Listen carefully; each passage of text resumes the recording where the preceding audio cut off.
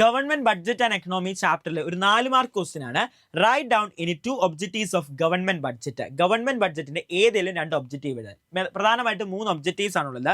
Allocative function, redistribution function, stabilisation functions. Allocative ഫംഗ്ഷനിൽ എന്താണ് പറയുന്നത്? നമ്മുടെ എക്കണോമിയിൽ റിസോഴ്സസ് വളരെ സ്കേഴ്സ് ആണ്.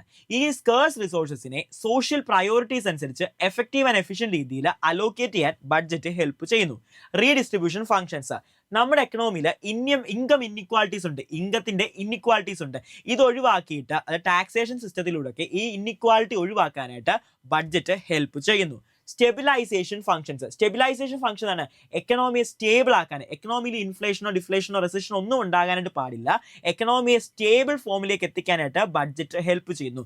ഇതൊക്കെയാണ് നമ്മുടെ ബഡ്ജറ്റിന്റെ ഒബ്ജക്റ്റീവ്സ്. ഏതെങ്കിലും 2 ഒബ്ജക്റ്റീവ് ആണ് ചിലപ്പോൾ ചോദിക്കുന്നത്. അപ്പോൾ എക്സ്പ്ലെയിൻ കൂടി ചെയ്യണം. 2 ഒബ്ജക്റ്റീവ് ചോദിച്ചാൽ എഴുതുന്നതിന്, അതായത് പേര് എഴുതുന്നതിന് 1 മാർക്കും അതുപോലെ എക്സ്പ്ലെയിൻ ചെയ്യുന്നതിന് മറ്റൊരു മാർക്കുമാണ്. അങ്ങനെ 4 മാർക്കാണ്. 1 1 1 1 മാർക്സ് ആണ് വരുന്നത്. അപ്പം എല്ലാവരും ഈ ചാപ്റ്റർ നന്നായിട്ട് പഠിക്കുക, നന്നായിട്ട് ആൻസർ ചെയ്യുക.